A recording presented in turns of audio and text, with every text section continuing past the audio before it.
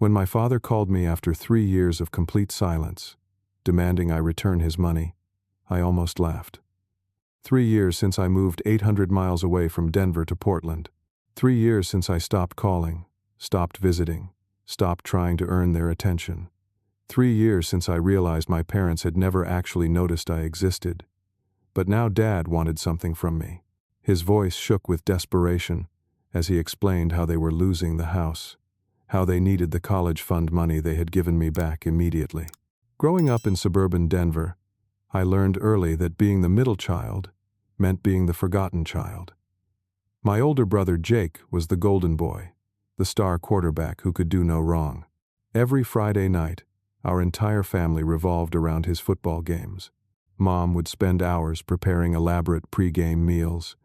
Dad would leave work early to get the best seats, and they would invite half the neighborhood to watch their son dominate the field. My younger sister Emma was the academic prodigy, the debate team captain who collected awards like other kids collected Pokemon cards. Her bedroom walls were covered with certificates, ribbons, and newspaper clippings about her latest intellectual achievements. She was destined for Harvard, they said. She was going to change the world. And then there was me, Aidan, the one who existed somewhere in between, invisible and unremarkable. I remember my 16th birthday dinner clearly. We sat around the table at Olive Garden, and within 5 minutes, the conversation had shifted to Jake's upcoming playoff game and Emma's regional debate competition. I sat there cutting my chicken parmigiana into smaller and smaller pieces, waiting for someone to ask me about my day, my friends, my dreams. Nobody did. When the waiter brought out the birthday cake, Dad was on his phone with Jake's coach, discussing strategy. Mom was helping Emma practice her opening arguments. They sang Happy Birthday on autopilot, their minds elsewhere. I made a wish that night. I wished someone would see me. The pattern continued through high school.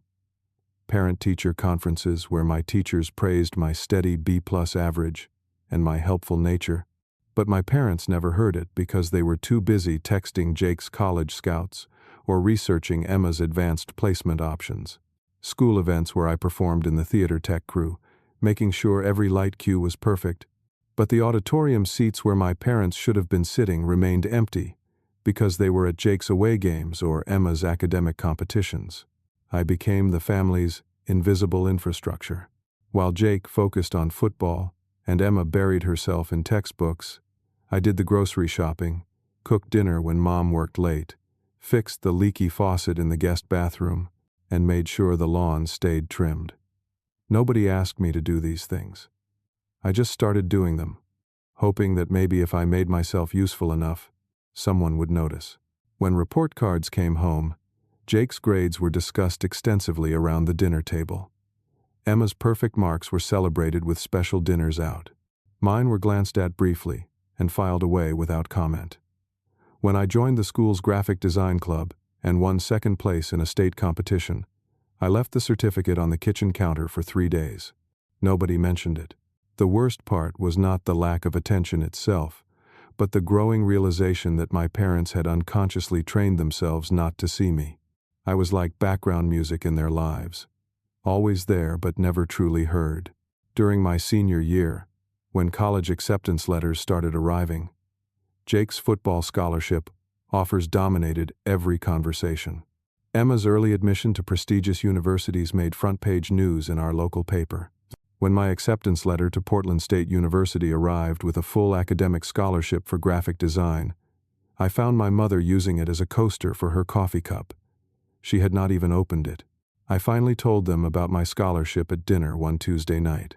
The response was lukewarm. Congratulations followed immediately by a detailed discussion of whether Jake should choose Colorado State or Wyoming for his football program.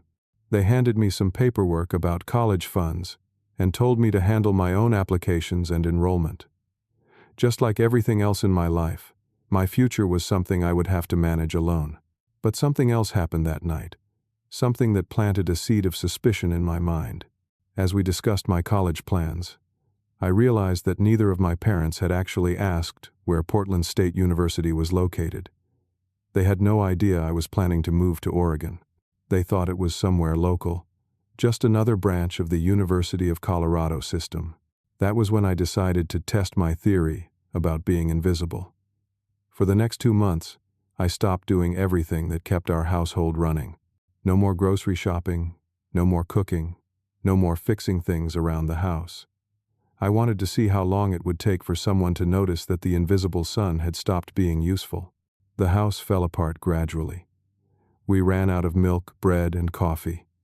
The dishwasher started making strange noises that I would normally have fixed immediately. The lawn grew shaggy and unkempt. But instead of wondering where I was, or why these things were not getting done, my parents blamed each other. Dad complained that Mom was not keeping up with household management. Mom accused Dad of not taking initiative around the house. They hired a lawn service and started ordering takeout more often. Nobody ever asked why Aidan was not handling these things anymore.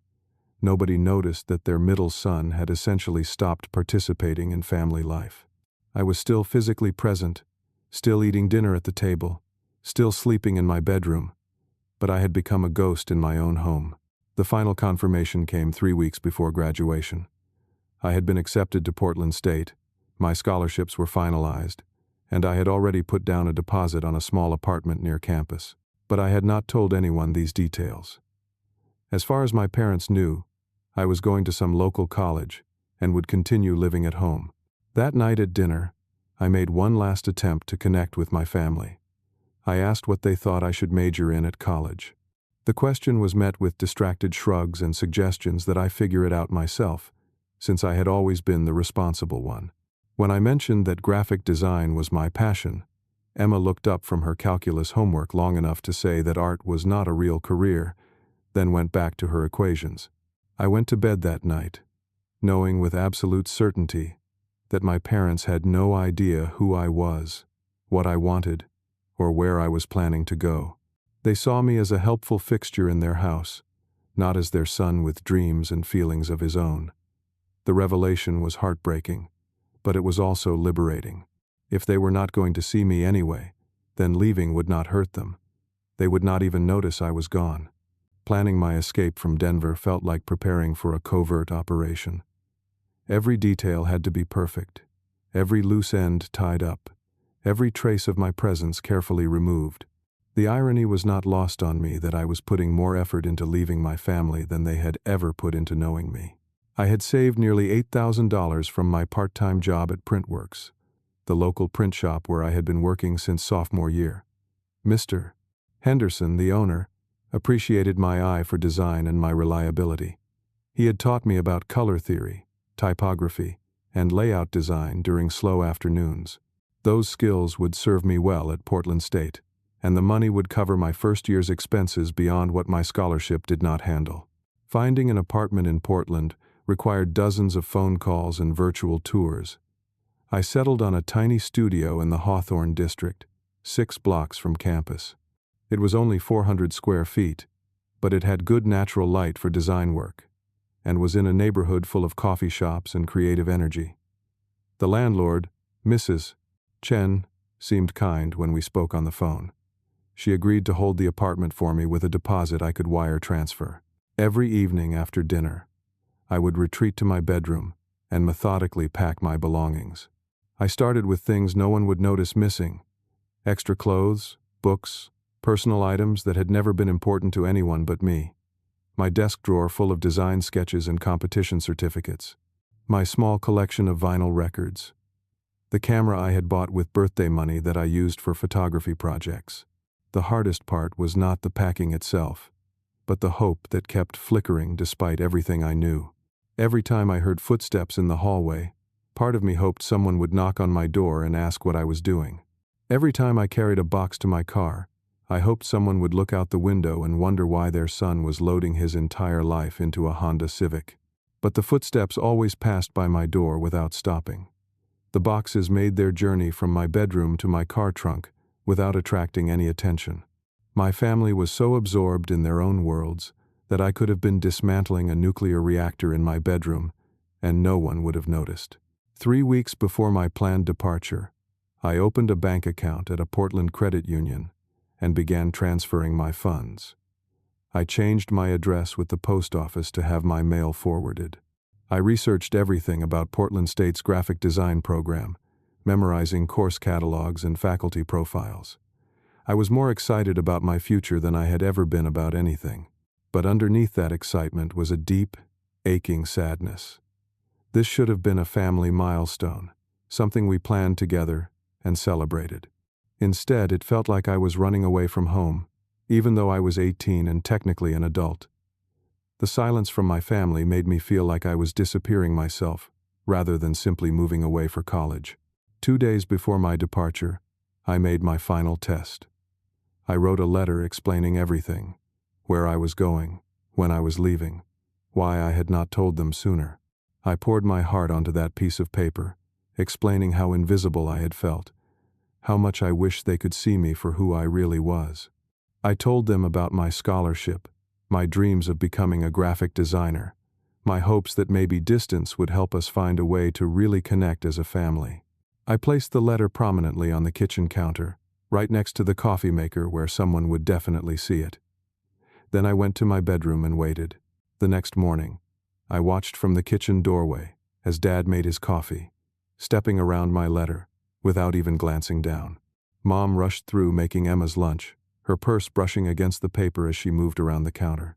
Jake grabbed a banana and a protein bar, his elbow actually bumping the letter as he reached for his car keys. 24 hours passed. The letter remained exactly where I had placed it, untouched and unread. That evening, I called home from my friend Marcus's house, where I was spending my last night in Denver. Mom answered the phone cheerfully, asking if I was having fun at my sleepover and reminding me not to forget my chores when I got home tomorrow. She had no idea that by tomorrow, I would be driving through Utah on my way to a new life in Oregon. The conversation lasted 3 minutes. She told me about Emma's upcoming debate tournament and Jake's college decision deadline.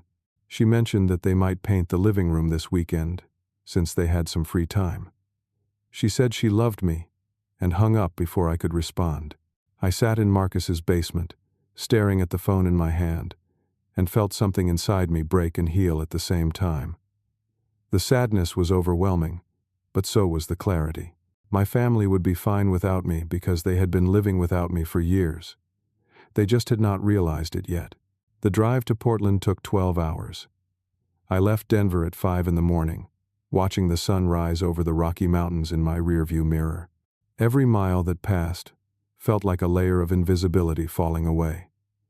With each state line I crossed, I felt more solid, more real, more like a person who mattered. When I finally pulled up in front of my new apartment building on Southeast Hawthorne Boulevard, Mrs. Chen was waiting for me with the keys and a plate of homemade cookies. She helped me carry boxes upstairs and told me about the best coffee shops in the neighborhood. For the first time in my life, someone was excited to have me around. That night, I sat on the floor of my empty apartment, eating Chinese takeout and watching the sunset through my new window. I had done it. I had made myself visible by leaving behind the people who could not see me. 3 days later, curiosity got the better of me, and I called home again. Emma answered this time, chatting casually about her weekend plans. She asked when I was coming home, clearly assuming I was still at Marcus's house. When I asked if anyone had found a letter on the kitchen counter, she said no, and asked what I was talking about. I realized then that my letter was probably still sitting exactly where I had left it, invisible just like its author had always been. Portland welcomed me with open arms and steady rain. The city had a creative energy that I had never experienced in Denver, where conversations revolved around sports scores and property values. Here, people talked about art installations and independent films. Coffee shops displayed local artists' work on their walls. Street performers played music that actually moved you. My studio apartment became my sanctuary. It was smaller than my bedroom back home, but every square inch was mine. I hung my photography on the walls, set up a small workspace for design projects, and created the first living space in my life that actually reflected who I was. The morning light streaming through my east-facing window was perfect for sketching, and the sounds of the city waking up became my new alarm clock. Portland State's graphic design program exceeded all my expectations. Professor Martinez, who taught Introduction to Digital Design, recognized something in my work that my high school art teacher had missed. During my first critique, she pulled me aside and asked if I had ever considered specializing in branding and identity design. She said I had an intuitive understanding of how visual elements could tell stories and create emotional connections. For the first time in my life, someone saw my potential and wanted to nurture it. The coursework was challenging, but exciting. Color theory, typography, layout design, digital illustration. Every assignment felt like a puzzle I was eager to solve. My classmates came from diverse backgrounds, each bringing different perspectives to our collaborative projects. I found myself speaking up in class discussions, contributing ideas, becoming visible in ways I never had before. But the transition was not without its struggles.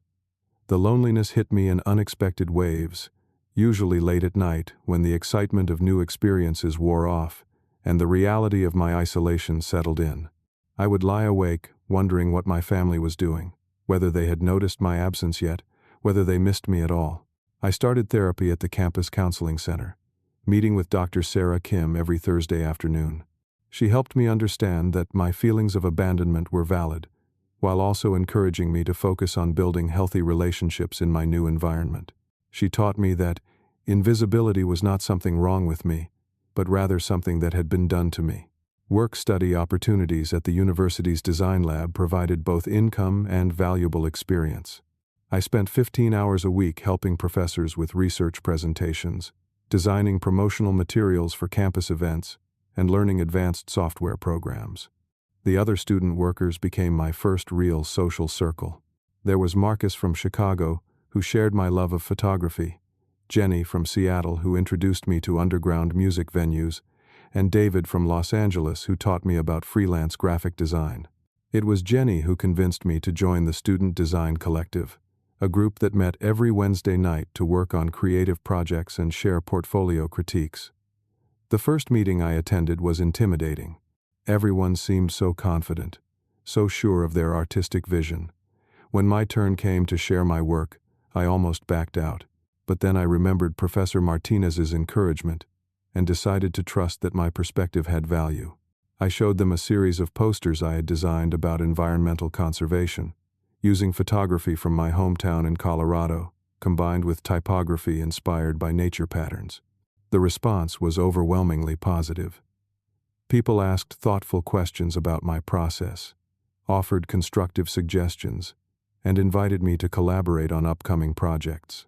For the first time in my life, I felt seen and appreciated for my creativity. The collective became my creative family. We spent hours together in the design lab, pushing each other to take risks and experiment with new techniques. When the university announced a competition for redesigning their student services branding, our group decided to submit a proposal.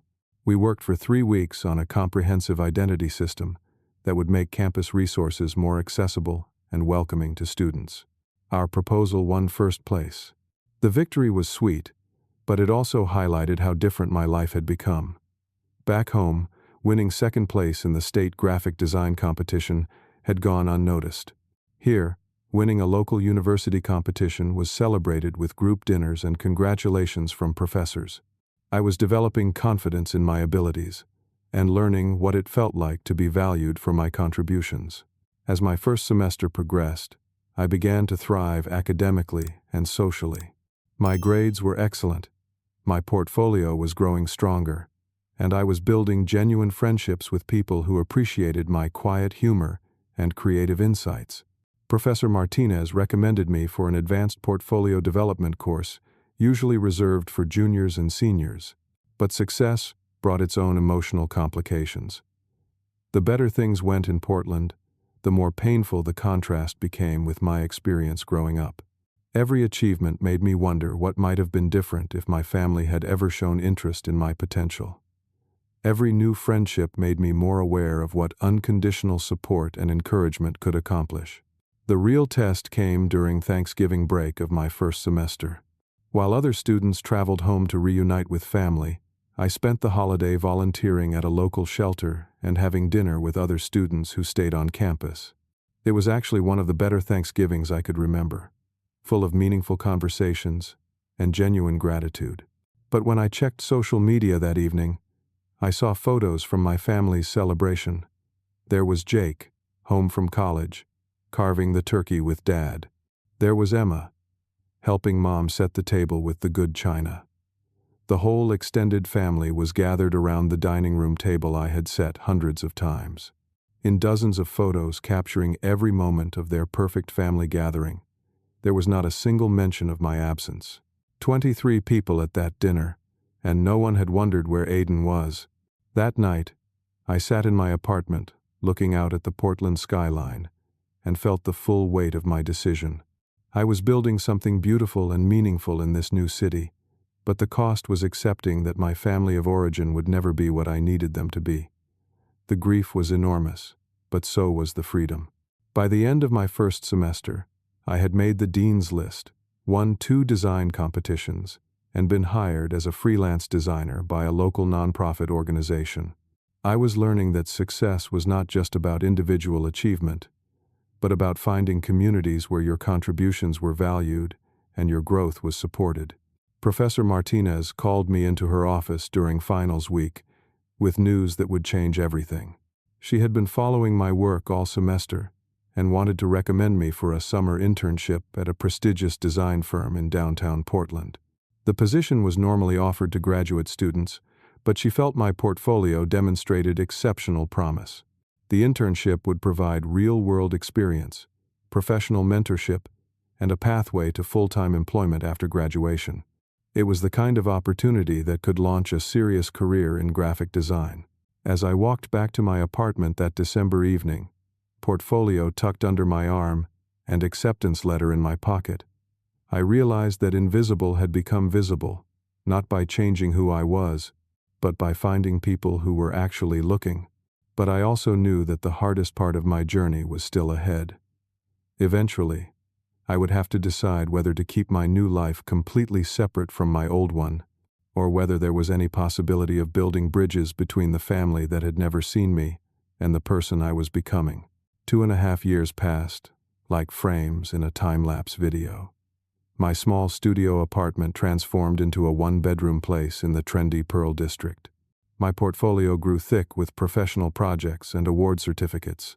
My savings account, once depleted by college expenses, steadily accumulated funds from freelance work and my part-time position at Cascade Creative, the design firm where my internship had evolved into a permanent role. Portland had become home in ways Denver never was. I knew which coffee shop made the best pour-over on rainy mornings. I had favorite hiking trails in the Columbia River Gorge. I volunteered at community events and participated in local design meetups. The city had embraced me, and I had embraced it back. My relationship with Sarah had blossomed from study partnership to deep friendship to something that felt like love.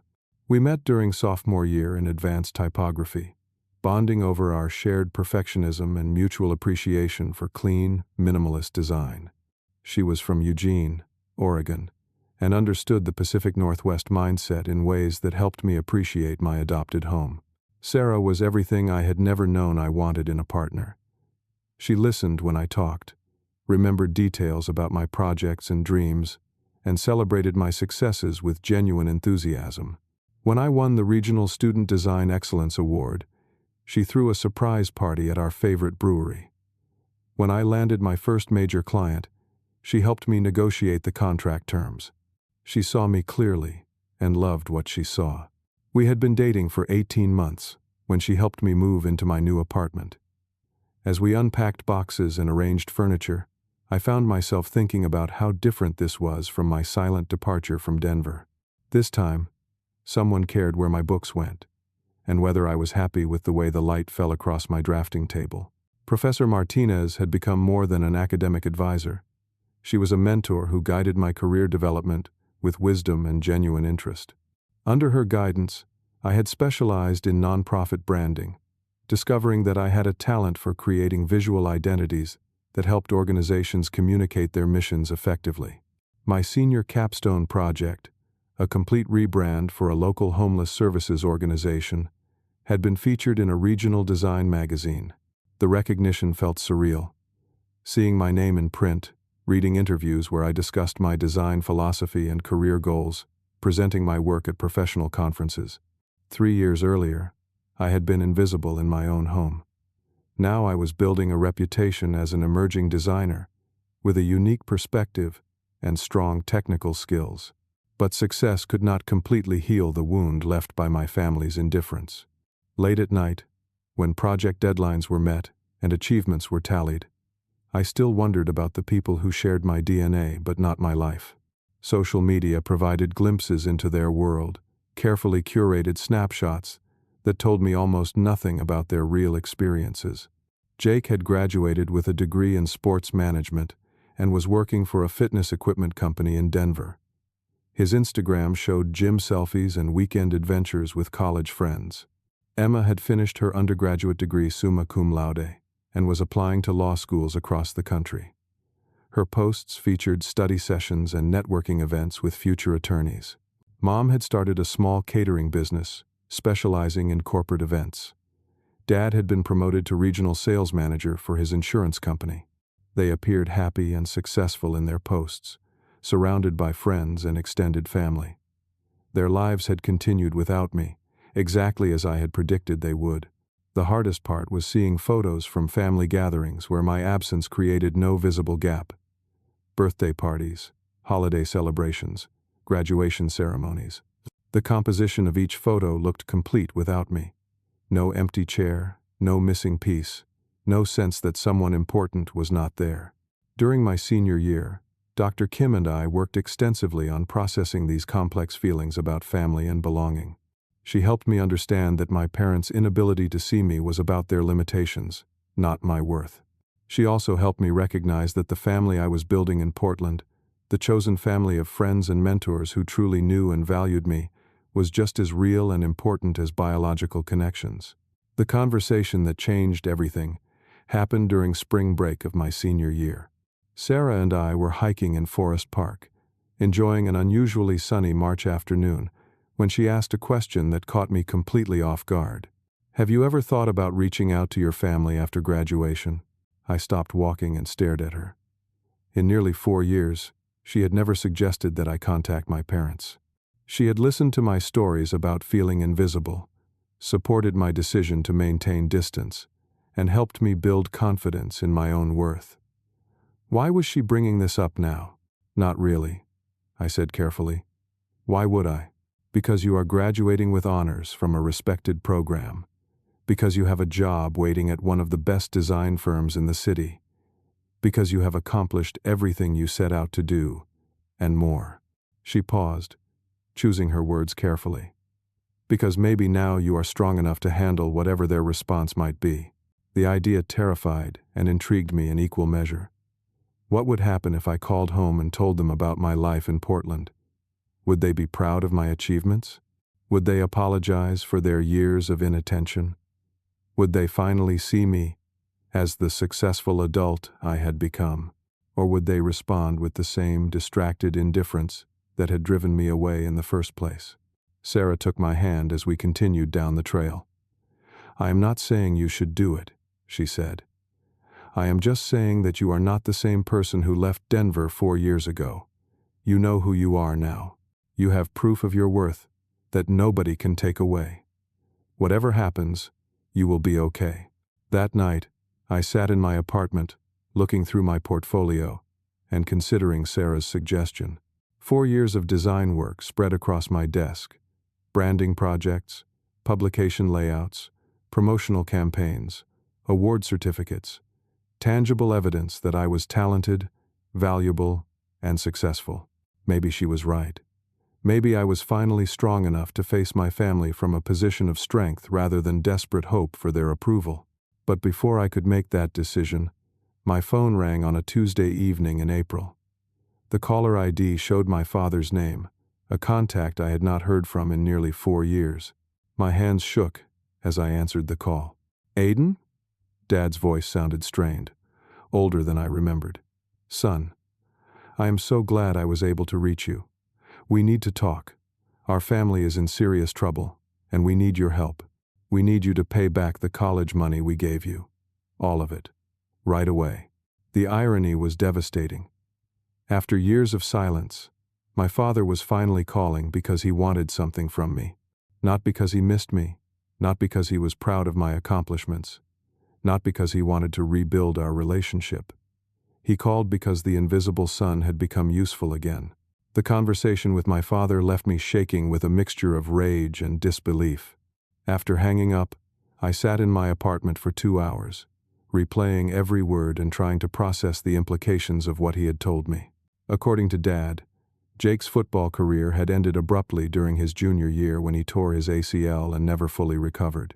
Without sports to motivate him, his grades plummeted, and he lost his athletic scholarship.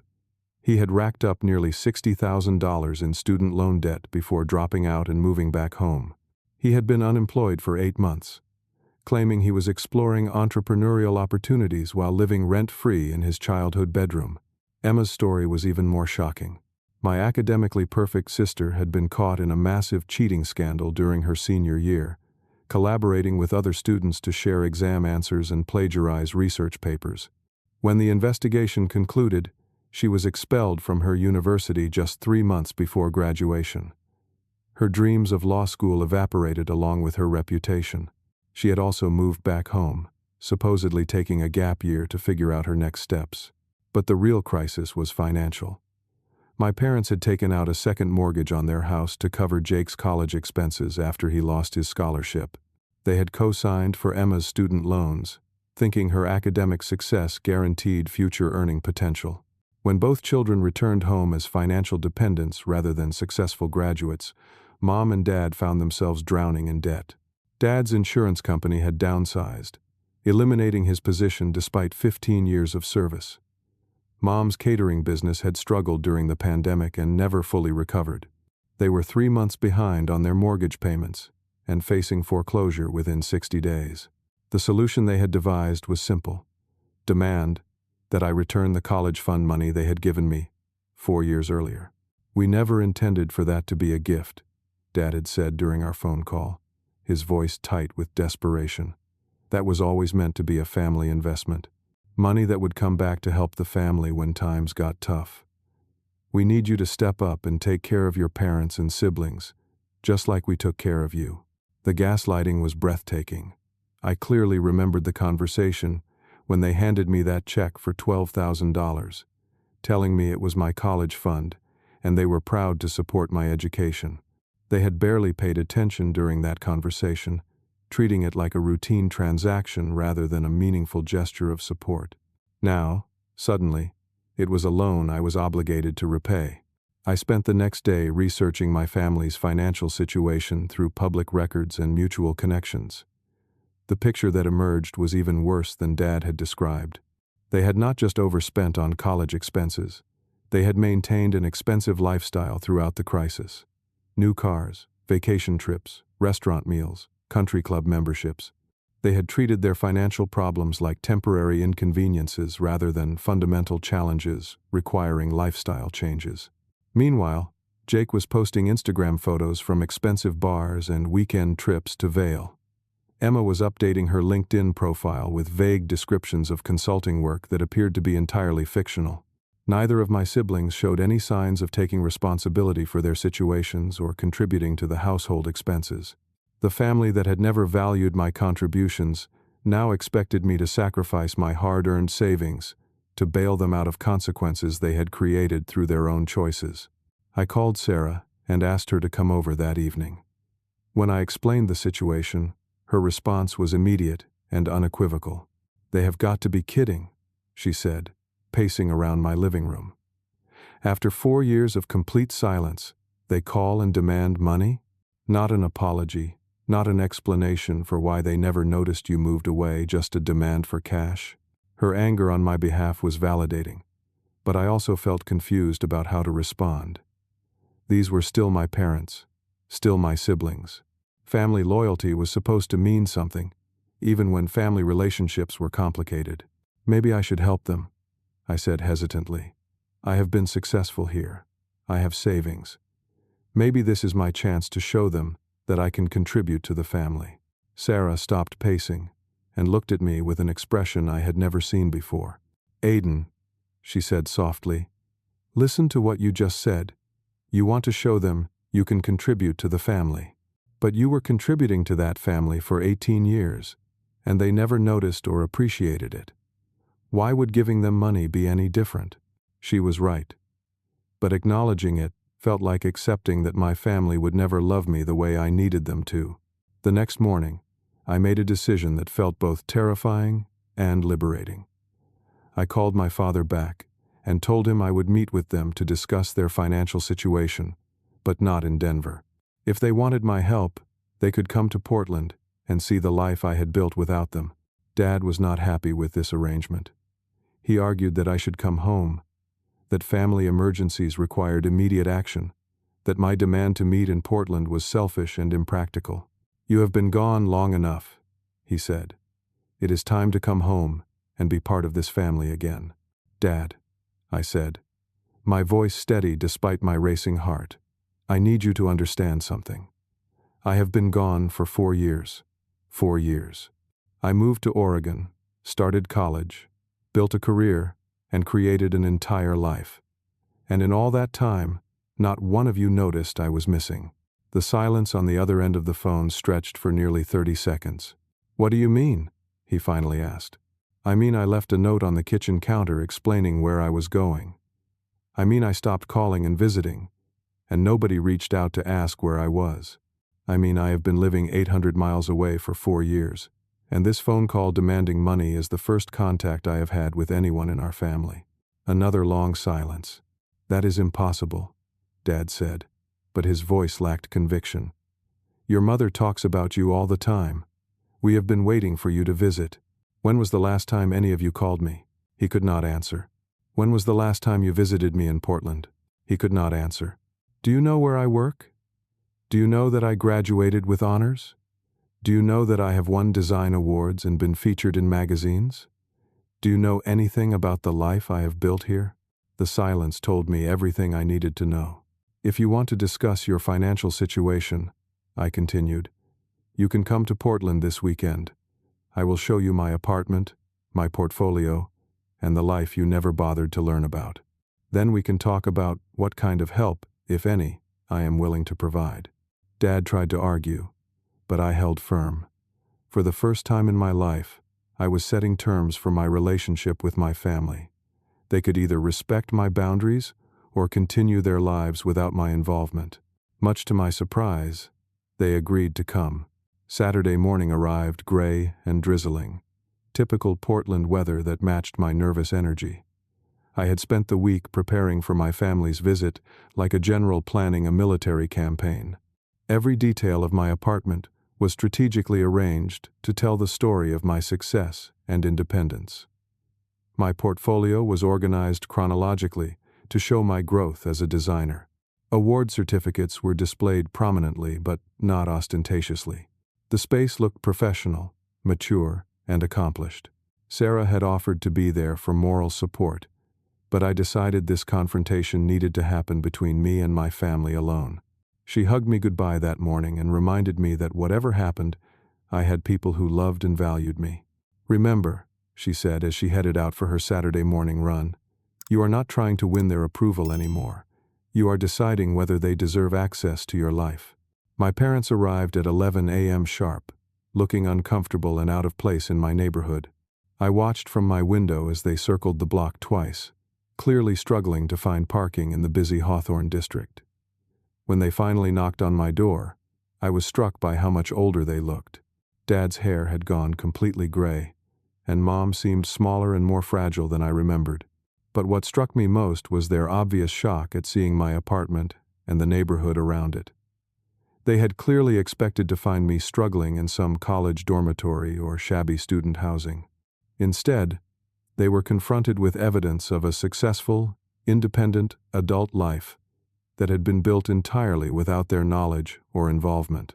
"This is a nice place," Mom said tentatively, looking around at my professionally decorated apartment. "How long have you been living here?" "About a year," I replied. "I moved here after my promotion at the design firm." They exchanged glances, clearly trying to process information that did not fit their assumptions about my life. I offered them coffee and sat across from them at my dining table, the same table where Sarah and I planned our future together and where I worked on freelance projects in the evenings. This space represented everything I valued: creativity, independence, partnership, and authentic connection. "So," Dad began, clearly uncomfortable with the formality of the situation, "we need to talk about our financial crisis." "Actually," I interrupted, "first we need to talk about the fact that you did not know I lived here, or that I had been promoted, or that I graduated from college 2 years ago." Mom shifted uncomfortably in her chair. "Of course we knew you graduated. We are very proud of your education." I stood up and retrieved a folder from my desk, one I had prepared specifically for this conversation. Inside were printed copies of emails I had sent over the years, announcements about my achievements, invitations to visit Portland, and dozens of other attempts at communication that had gone unanswered or been dismissed. "I sent you my graduation announcement," I said, placing the printed email in front of them. "I invited you to the ceremony. I sent photos of my portfolio, copies of articles about my work, and updates about my career progress. I have documentation of every attempt I made to include you in my life." They stared at the papers in front of them, clearly struggling to reconcile their assumptions with the evidence I was presenting. "We have been busy," Dad said defensively. "Jake's football career required a lot of travel, and Emma's academic competitions were very demanding. We always meant to visit, but Jake's football career ended 3 years ago," I interrupted. "And Emma graduated from high school 4 years ago. What have you been busy with since then?" The question hung in the air, unanswered and damning. I pulled out another folder, this one containing printed screenshots from social media, photos from family gatherings, holiday celebrations, and milestone events. Dozens of images that documented their lives over the past 4 years. "This is your family," I said, spreading the photos across the table. "Look at these pictures and tell me what is missing." They looked down at the images. Thanksgiving dinners, Christmas mornings, birthday parties, graduation celebrations. In every single photo, the composition looked complete. No empty chairs, no gaps in the family portrait, no sense that someone was absent. "I have been gone for 4 years," I continued, my voice steady but firm. 4 years of complete absence from your lives. And in all these photos, in all these family moments, there is no indication that anyone noticed I was missing." Mom started crying quietly, but I was not finished. "Do you want to know the worst part?" I asked, pulling out one final document. "This is the note I left on the kitchen counter the day I moved to Portland. I found it last week, exactly where I left it, when I went back to get some things from my childhood bedroom. I had actually driven to Denver 3 days earlier, using my spare key to enter the house while everyone was at work. My bedroom had been converted into Emma's home office, but the note was still on the kitchen counter, buried under 4 years of mail and newspapers. Nobody had ever read it. I placed the yellowed piece of paper in front of them and watched their faces as they read my 18-year-old self's desperate attempt to explain why I was leaving and how much I hoped they would miss me. The silence that followed was devastating. "We did not know," Mom whispered, tears streaming down her face. "We honestly did not realize." "That is exactly the problem," I said. "You did not realize. You did not notice. You did not see me when I was there, and you did not miss me when I was gone." Dad cleared his throat and tried to regain control of the conversation. "Son, we can talk about all this family stuff later. Right now, we have an immediate crisis that requires your help. We are going to lose the house if we do not get that money back." His ability to pivot from emotional revelation back to financial demands was stunning, but it also crystallized everything I needed to understand about my family's priorities. "Let me show you something else," I said, pulling out copies of the original college fund paperwork. "These documents clearly state that the $12,000 was a gift to support my education. There is no mention of loans, repayment terms, or family obligations. You cannot retroactively change a gift into a loan because you made poor financial decisions." Dad's face reddened. We raised you, fed you, housed you for 18 years. You owe us more than some legal paperwork says." "You are absolutely right," I replied. "You did raise me. But apparently you raised a son you never bothered to know. You fed and housed a child you did not see. You fulfilled your basic legal obligations as parents. But you never created an emotional relationship that would make me want to help you now." I stood up and walked to my portfolio, bringing it back to the table. "I want to show you what I have accomplished since leaving your house," I said, opening the book to reveal 4 years of professional design work. "I have won awards, been featured in magazines, built a successful career, and created a life filled with people who actually see and value me." I flipped through pages of branding projects, publication layouts, and promotional campaigns. I showed them articles about my work, photos from professional events, and documentation of my growing reputation in the design community. "I have built something meaningful here," I continued. "I have a job I love, a woman I want to marry, friends who support my dreams, and mentors who believe in my potential. I have everything I ever wanted, and I built it without any help from the family that was supposed to believe in me first." Mom was crying harder now, and even Dad looked shaken. "But here is what I am willing to offer," I said, closing my portfolio and leaning forward. "I will help you save your house, but not by giving you money. I will help you create a realistic budget, find debt counseling services, and develop a plan for Jake and Emma to contribute to household expenses. I will help you downsize your lifestyle and make the changes necessary to live within your means." I paused, letting them absorb this proposal. "In exchange, I want you to commit to family therapy. All of us. We need to address the patterns that made me invisible in my own family, and we need to create new ways of relating to each other that are based on mutual respect and genuine interest." Dad started to object, but I held up my hand. "Those are my terms," I said firmly. "I will help you learn to solve your problems, but I will not enable you to continue making poor choices. And I will not give you money to maintain a lifestyle that you cannot afford while my siblings refuse to take responsibility for their own lives." The choice was theirs: genuine change and the possibility of a real relationship, or continued financial crisis and permanent estrangement from their son. For the first time in my life, I had set clear boundaries with my family and had the strength to enforce them. The immediate aftermath of that confrontation was not what I had hoped for. My parents spent the rest of their weekend in Portland, alternating between defensive anger and manipulative guilt trips. Dad accused me of being selfish and vindictive, punishing the family for past mistakes instead of helping during their time of need. Mom tried a softer approach, reminiscing about my childhood and expressing regret about not being a better mother, but always circling back to requests for financial assistance. They left Portland on Sunday evening without agreeing to my terms, convinced that I would eventually come to my senses and provide the money they needed. Dad's final words were a threat disguised as family loyalty. "When you let your parents lose their house, you will have to live with that guilt for the rest of your life." But I had learned something powerful during their visit. For the first time, I was not seeking their approval or trying to earn their love.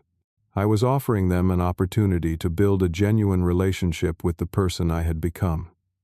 Their response would tell me everything I needed to know about whether they were capable of change. 2 weeks later, Jake called me.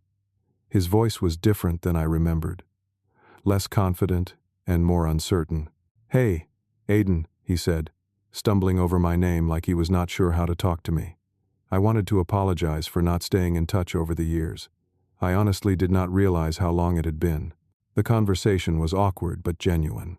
Jake had been forced to get a job at a local gym after our parents' visit to Portland, and the reality of adult responsibilities was sobering for someone who had been coddled his entire life.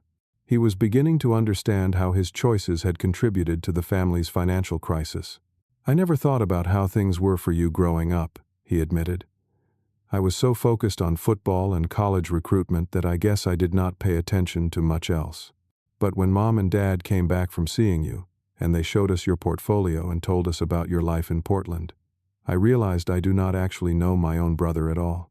It was the first real conversation Jake and I had ever had. Emma reached out a month later with a similar message. Her academic disgrace had forced her to confront the pressure and perfectionism that had defined her identity since childhood. She was working at a coffee shop while taking community college courses, trying to rebuild her education and figure out who she was beyond her achievements. "I have been thinking about what it must have been like to be the middle child in our family," she said during our phone conversation. "We got so much attention for our accomplishments that I never considered how that might have felt for you. I am sorry we never really saw you." These conversations with my siblings gave me hope that change might be possible, even if it was happening slowly and painfully. The breakthrough came 3 months after my parents' visit to Portland. Mom called on a Tuesday evening, her voice trembling with emotion and exhaustion. "Aidan," she said, "we are going to lose the house next week unless we can work something out with the bank.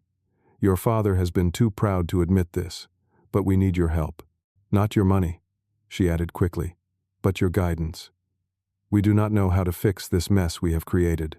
That weekend, I flew to Denver for the first time in 4 years.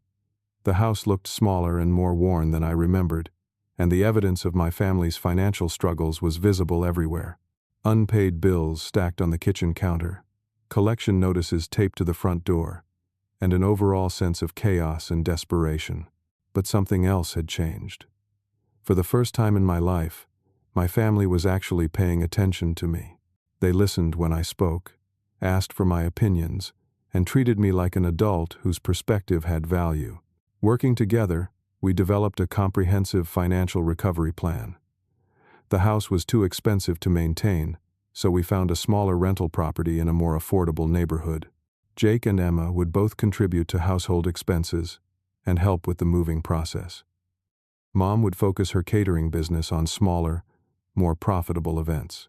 Dad would take a position with a local insurance agency, accepting lower pay in exchange for job security. The plan required everyone to make sacrifices and take responsibility for their choices. It was not easy, but it was realistic and sustainable. More importantly, we began the process of family therapy with Dr. Rebecca Martinez, a counselor who specialized in family systems and communication patterns. The sessions were difficult and sometimes painful, but they created space for honest conversations about the dynamics that had made me invisible for so many years. During one particularly intense session, Dad broke down and admitted that he had never learned how to connect with a son who was not interested in sports. "I did not know how to talk to you," he said, through tears. "Jake was easy because we shared football, but I never understood your interests, and instead of trying to learn, I just ignored you." Mom acknowledged that she had been so focused on managing Jake's and Emma's busy schedules that she had taken my independence for granted. "You were always so responsible and self-sufficient," she said. "I thought you did not need as much attention as they did. I realize now that I was wrong." These admissions did not erase years of neglect, but they were the foundation for building something new. 6 months later, my family had stabilized financially and was making genuine progress in therapy. Jake had been promoted at the gym and was considering pursuing a degree in physical therapy. Emma was excelling in her community college courses and planning to transfer to a 4-year university to study social work. My parents had downsized their lifestyle, but seemed happier and more connected to each other than they had been in years. Most importantly, they were learning to see me as a whole person, with my own dreams, achievements, and perspectives. They asked about my work, my relationship with Sarah, and my plans for the future. They expressed genuine interest in visiting Portland again, not to demand something from me but to spend time with me. The healing was not complete, and probably never would be. Too many years of invisibility had left scars that therapy could reduce but not eliminate. But for the first time, I had hope that we could build authentic relationships based on mutual respect and genuine care. Sarah and I got engaged that Christmas, and both our families celebrated the announcement with enthusiasm. When my parents met Sarah's parents during our engagement party in Portland, I watched my mother actively listen as Sarah's mother shared stories about our relationship and my role in their daughter's life. It was the first time I had ever seen my parents make an effort to understand me through the eyes of people who loved me. The wedding planning brought our families together in ways I had never imagined possible. Mom threw herself into helping with decorations and menu planning, finally finding a way to show maternal care that I could receive and appreciate. Dad walked me down the aisle with tears in his eyes, telling everyone who would listen how proud he was of the man his son had become. Jake and Emma both gave speeches at the reception, acknowledging our complicated family history but focusing on their hopes for our future relationships.